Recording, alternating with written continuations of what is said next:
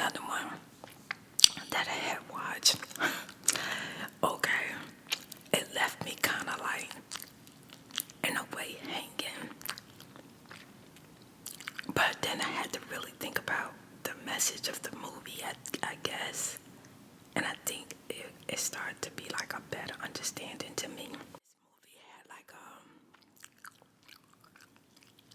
let me see if I can remember, maybe five main characters, maybe 5 or 6 main characters. The movie was called Anestega, or Anesthesia. I think it's anesthesia, like when you go to the hospital and you get like a needle in your arm and they put like maybe some liquid medicine in your body, or they put you to sleep or something like that. I might be saying it wrong.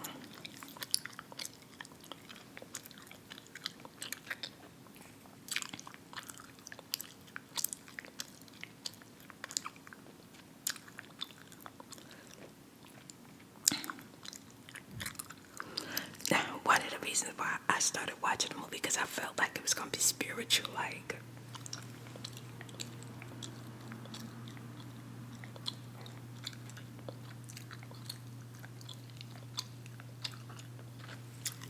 So let me narrow down the characters. I don't remember nobody's name, so I'm just gonna tell you, like, describe them the best way I can. Okay. The first one that stick out in my head is, I think he was like a professor, a teacher, a writer. He taught people, I guess, who wrote or want to be a writer, or who want to be a journalist, or something like that.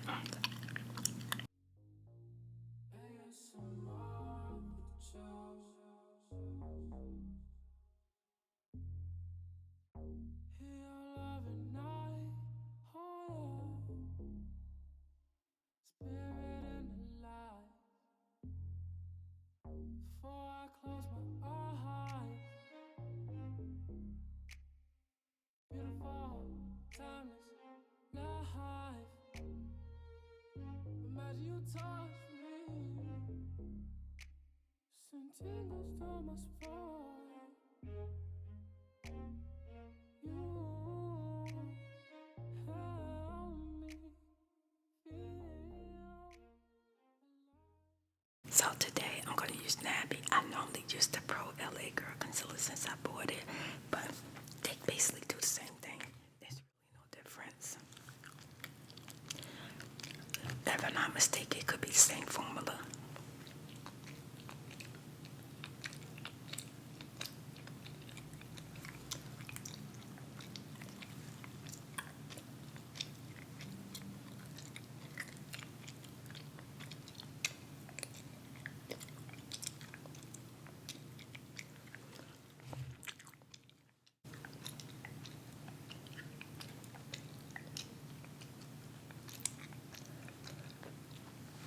So yeah, his lawyer friend set him up, had him locked up against his will. I guess trying to get him off of drugs.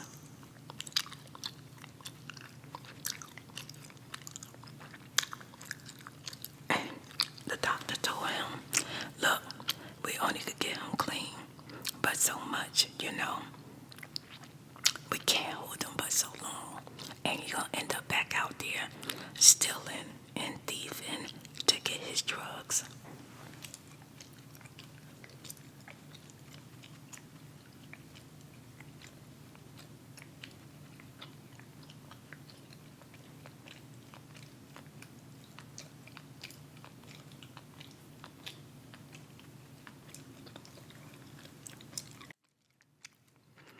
So then the next day, his lawyer friend called him to check on him.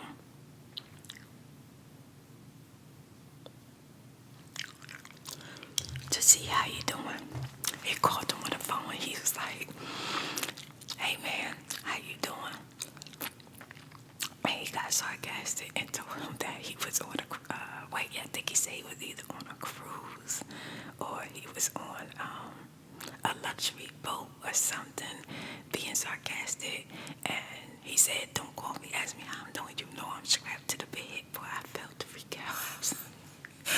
really was strapped to the bed. But his lawyer friend felt bad about it. And he was basically telling him, like,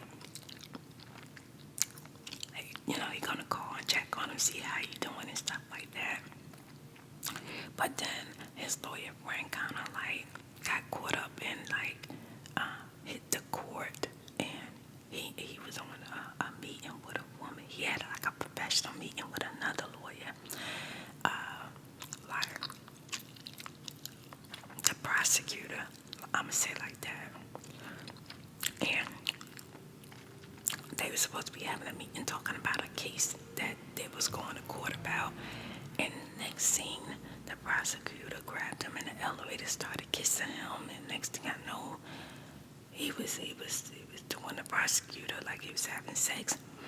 He got so caught up in her, he forgot about his friend. He forgot to call his friend back, and his friend was like laying strapped to the bed, in dire need for his friend to call him back because he wanted to get out the hospital. Plus, he felt like he needed drugs. Plus, he felt like, you know, he was alone and everything. But his lawyer friend was basically starting to live his own life and do his own thing. And I think he started feeling like, yeah, it's time to let my friend go.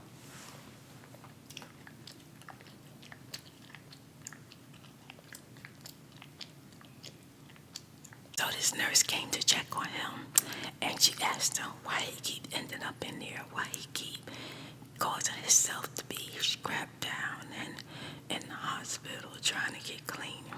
How did he end up there? So she wanted to know his story. So he told that the first time he ever felt good or got high was in, I think, the basement of his best friend's house, which was the lawyer. His best friend told him to come downstairs in the basement, offer him some hard liquor or something like that. And they started drinking.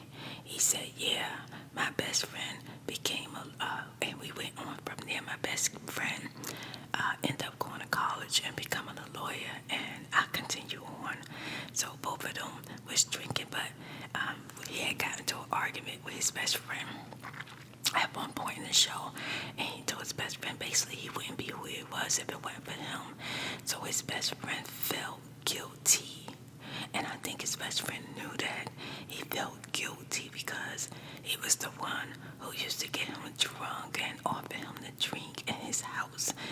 But the difference is he was able to go on with life and become a successful lawyer, and his friend became a dope fiend, crackhead, everything, all of that stuff, all of the drug stuff, whatever. He became that person, and he felt like he had to keep saving his friend, keep trying to save him, you know. And I think he got to the point where he was just like, you know, I think this is gonna be it. I'm gonna get you in this hospital this last time. You don't get clean. You just don't get clean. He's moving on with his life. He told the drug addict told the nurse that that's the way it started in his best friend's house. I'm gonna use the Too Faced palette today, and I think I'm gonna go with that pretty green today. That's really pretty. I'm gonna start out with that.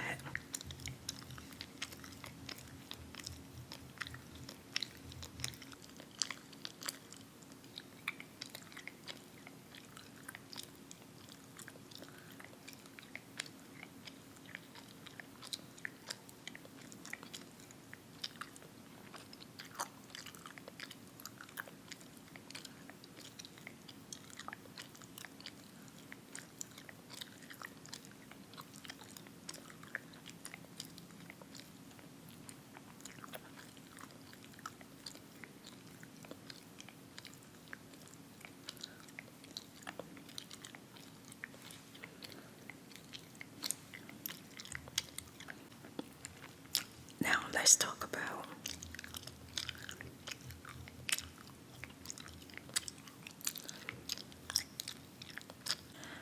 about the woman who has cancer. Her husband go to the doctor one day, and they found out that she has ovarian cancer, and she has a big tumor. has a big tumor that needs to be removed. And they said that it could be, I think, benign or something like that. And they had to prepare themselves to tell their 2 teenagers, which was a boy and girl.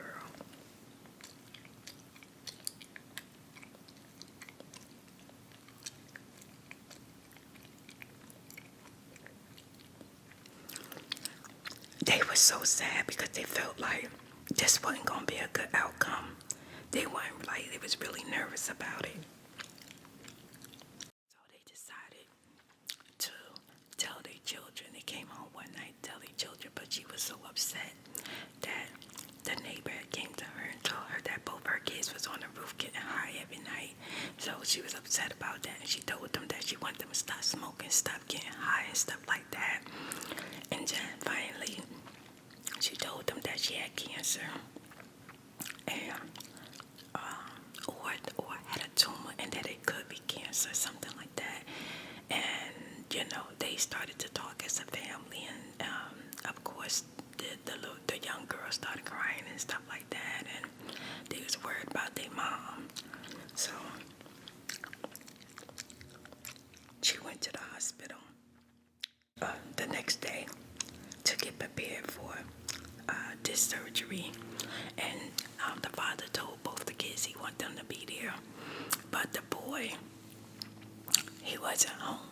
He had made a date with a girl to have sex with this girl. He made a date to actually go to this girl's house and have sex, and I think it was the girl who burns herself. And now let's talk about her. She was going to the college that the professor worked at, and he talked to her. I think he, kind of like guide her, help her, talked to her about her problems, and she pulled down her pants one day to show him how she burns herself all over. She pulled the pants down to the professor, and the professor started basically like a life coaching her.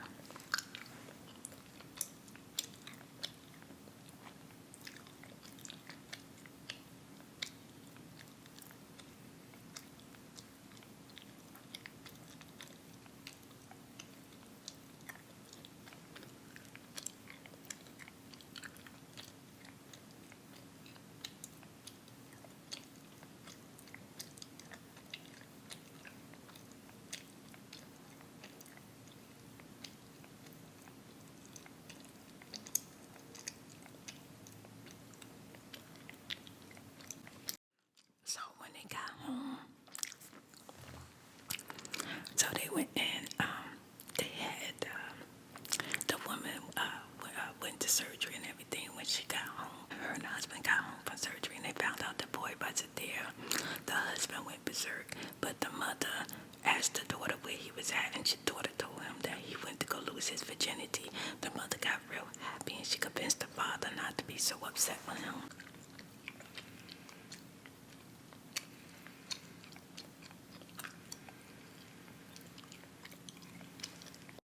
Now, let's talk about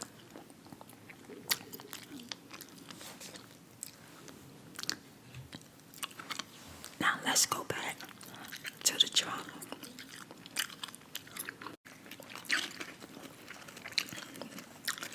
My daughter made me an icy cold drink. Made of fresh apples.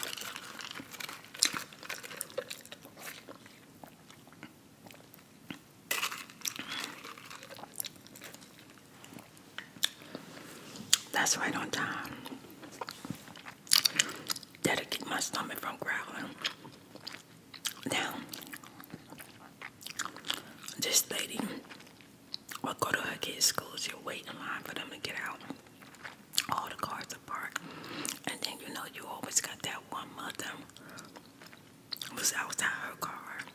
And I guess she had a problem with one of her kids at school, so she was talking to another parent or teachers or something that was holding up the line from everybody picking up their kids.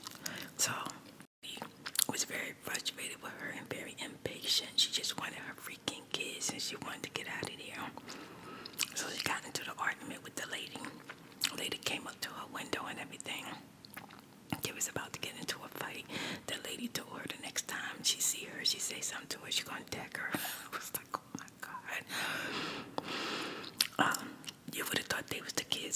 about the fight. Well, when her daughters finally got in the car, the daughter said something. The oldest daughter said something disrespectful to her mother in front of her child. Basically, I think calling her a drunk. The mother told the little girl to get out the car, and then she told her daughter, "Don't you ever talk to me like that in front of your sister." And I guess they got a heart to heart, and the daughter was angry. She was telling her mother to quit drinking, like just stop. So the next day, she called her husband, or he finally called, and she told him that basically he needed to make up his mind where he want to be. She was basically done with him, but he had actually the phone with her, basically to break up with her, but he couldn't do it, I guess. But she went around her house. She found all her wine bottles, all her liquor bottle. She emptied everything out in the toilet. She packed it all in a box, and when her kids came home from school, she let her daughter know like that was it. She was gonna quit drinking. It's actually called Dazzle.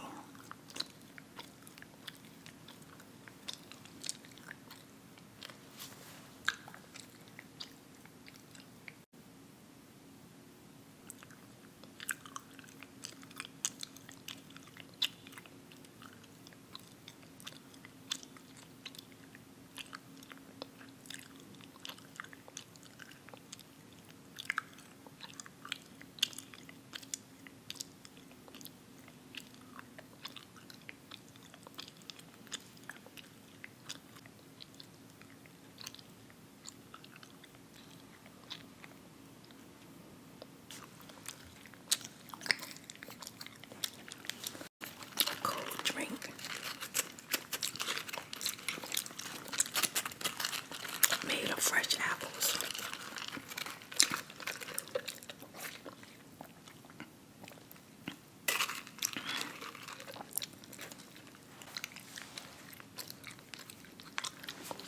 I'm gonna use the pink Makeup Forever eyeshadow.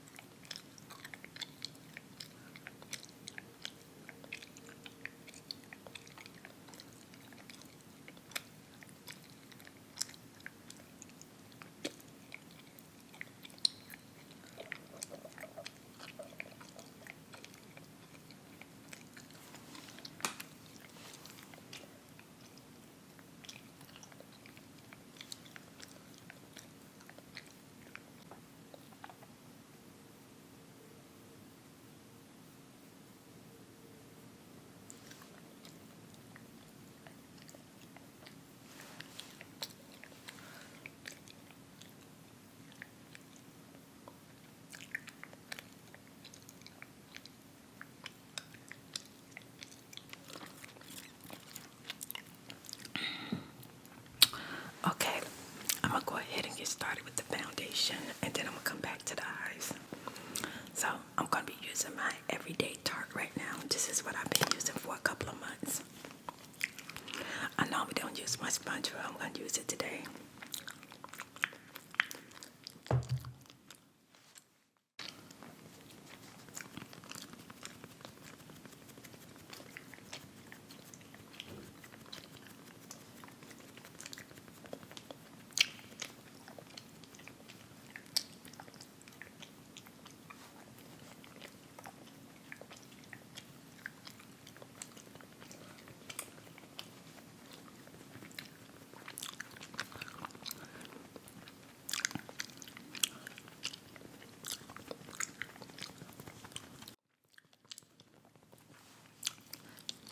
Now, let's talk about the professor.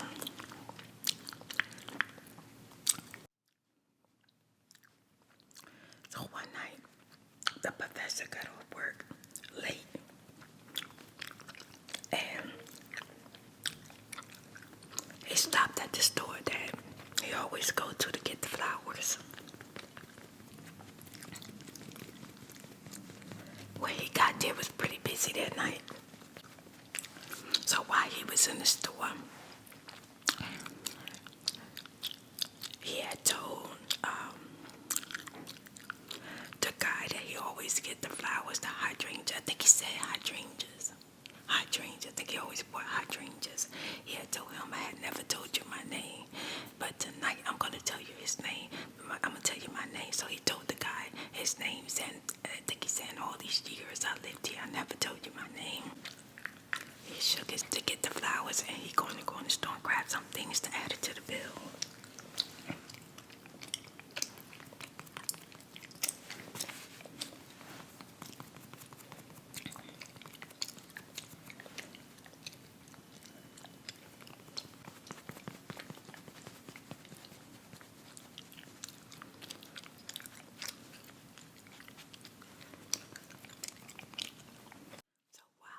So while he was inside the store, the Dolphin guy, no, the drug addict, was released from the hospital.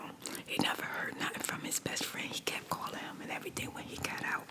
His best friend never answered his calls.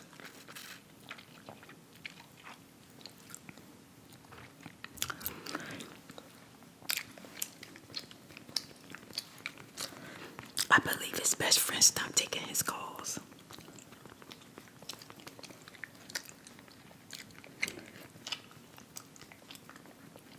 But before he got to the store, let me tell you what he did before he got to the store. Before he got to the store, when his best friend didn't answer his calls, he got on a train to make it home. And there was a woman on the train with a purse. When his stop came, he snatched her purse and he ran in with the purse. And halfway down the road, he took out the money and threw her purse away and went and got him some drugs.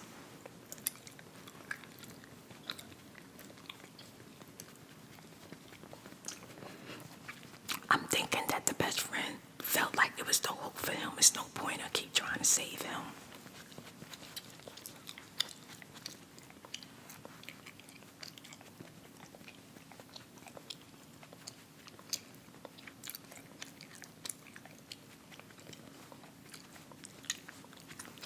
So let's add the concealer.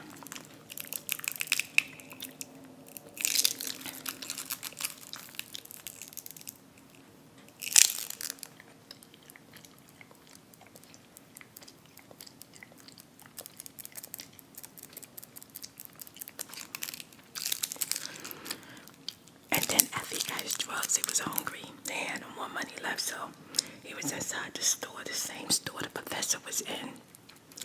And he went up to the professor and asked him for some money. And the professor said, I'll buy you something to eat. Go ahead and pick out whatever you want to eat and let them know to put it on my tab.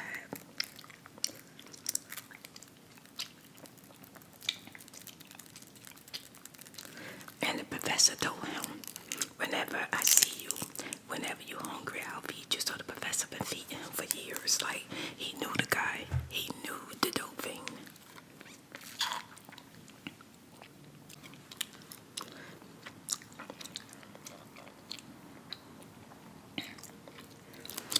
So on his way out of the store, literally on his way out of the store, was this black guy standing there with a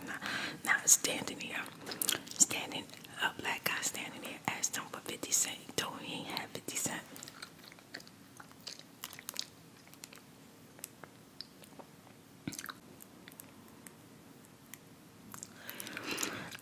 I don't remember the conversation, but something happened where the black guy didn't like something that the professor said to him, and he told him, you need to watch it, old man. So he told him, basically, he lived in that neighborhood. The black guy was like, this is my neighborhood, so you better watch it, the guy. So the professor was like, no, this is my neighborhood too. I've been here, I think, for 30 years or whatever. They exchanged words, and the black guy looked at him like he was just mad, right? Child. The professor got his flowers. He went walking home.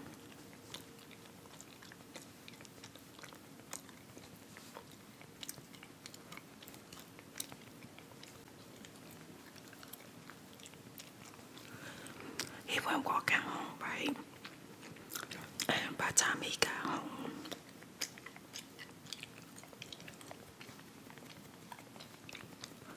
the black guy ran behind him, and he pulled out a knife. So the professor went running, trying to get in his house, ringing the bell and everything, saying, help me, somebody help me, help me. And the person, after he was screaming, help me, the person who answered the intercom was the cheater. The cheater, he in there with just, finished making love to his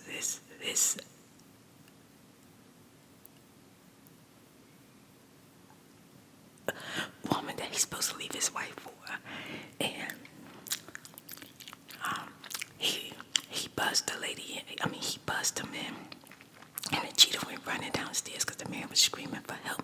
He went running downstairs. By the time he got down there, the man was in a pool full of blood. But before he got down there, the dope fiend was walking home, eating his food.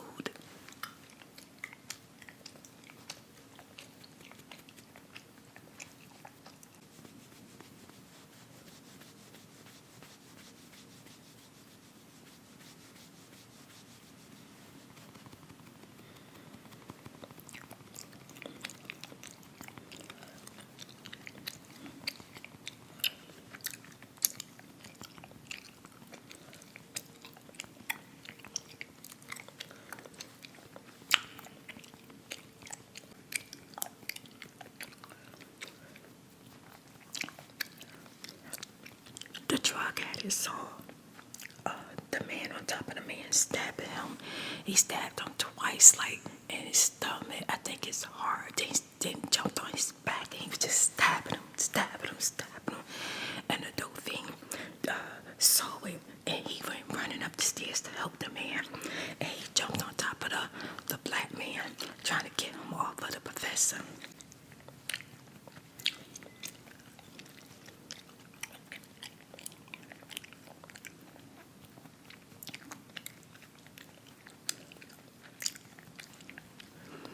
After he got him off of the professor, even while he was on top of the even though the dope fiend was on top of, no, the drug addict was on top of the black man stabbing the professor, he still was stabbing him. I think he stabbed him like maybe 20 times, and stabbed him about 20 times, and then he started fighting with the black guy, and the black guy took the knife and started stabbing the drug addict, and he put the knife all the way in him. He said, the guy said something to him like, you gonna die. Said something to him like, you gonna die. The dope fiend was like, go ahead, do me a favor. So basically the guy killed him, and both of them was in a pool full of blood. And then by the time the cheater got downstairs, he saw the professor on the ground in a lot of blood, and he lifted him up and hold him up. He lifted the professor up, right? And the professor professor told him to make sure that his wife get his flowers and gave him his wife's name. And then he whispered something in his ear.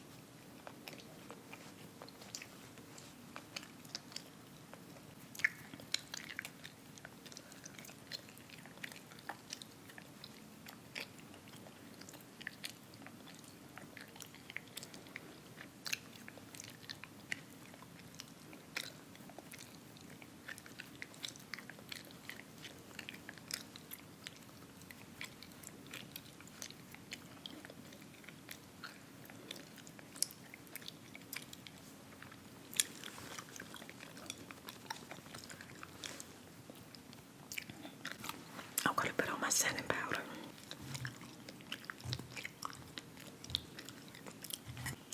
So later on in the scene,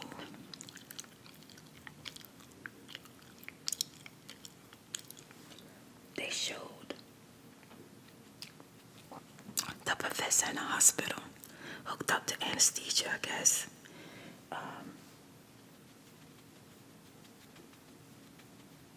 And his wife was there and she was crying. And then they showed a lady and her husband showed up at the hospital, which was his daughter, which was the lady who had a tumor, which thought that she had ovarian cancer, but she turned out to be okay. He was her father.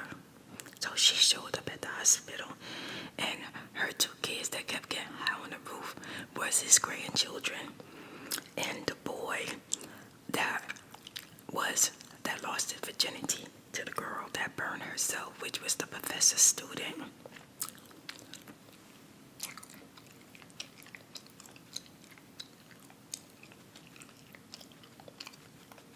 She burned herself for pleasure. And right before he got stabbed up, that night he was walking home. He would walk with her a little bit, and he took a curling iron from her. And I guess she was gonna like try to be better, try to get better from hurting herself. And he took her curling irons and threw them away in the trash.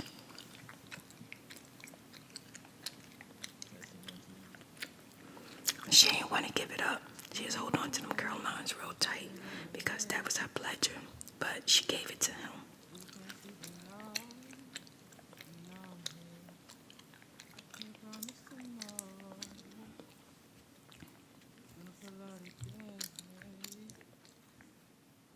Tingles, get away.